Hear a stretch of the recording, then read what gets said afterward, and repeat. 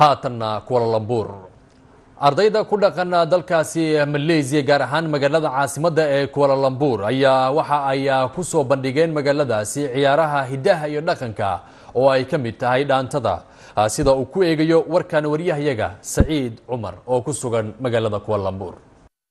ardayda Soomaaliyeed wax ka barata jaamacadda Diomatika ayaa waxa loo doortay inay soo bandhigaan hidaha iyo dhaqanka Soomaaliyeed kadib markii loo arkay inay ugu fiicnaayeen tijaabooyin la sameeyay oo ay ku jiraan arday kale wax ka barata jaamacaddaasi. Munaasabada ayaa lagu beegay kadib markii loo sameeyay afar wadareed dhammaan ardayda wax ka barata jaamacaddaasi waxaana sidoo kale lagu casuumay safiiro uu ka mid yahay safiirka Soomaaliya u fadhiya Malaysia Danjire Nuur Faarax.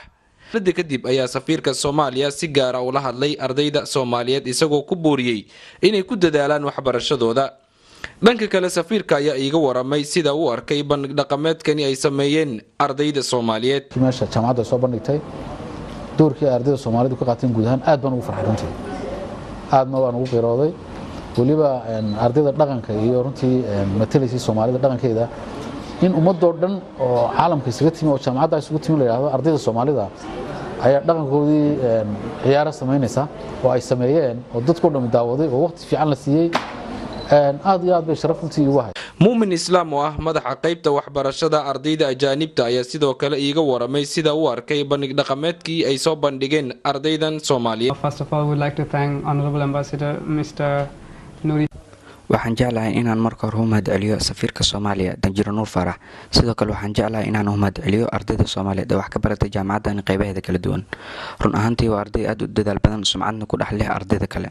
Students from different nationalities, particularly from Somalians. ardaydii soo bandhigtay bandhig dhaqameedkani ayaa aragtidooda ka dhiibanaya siday u dareemeen markii ay soo bandhigeen bandhig dhaqameed. waan ku faraxsanahay caawada xafladan ka soo qayb galnay maadaama ay ahayd habeenkan soo bandhignay dhaqankeena traditionalkeena aad ayaan ugu faraxsanahay waxaan leeyahay guul sanahay in loo doortay ardayda kaliya oo dhaqankooda soo bandhigayso run ahaantii waqti badan aan soo gelinay waxaan kaloo ku faraxsanahay in dadka ka soo qayb galay ee aad ugu farxeen. bandhig dhaqameedkan ayaa sanad waliba waxaa lagu soo bandhigaa jaamacadaha kala duwan ee ku yaala Malaysia waxaana ka qayb qaata ardayda ajaanibta wax ka barata jaamacadahaasi oo ay Soomaaliduna ka mid tahay waxaana ujeedkiisu yahay sidii ay dadku u baran lahaayeen dhaqamada kala duwan ay leeyihiin.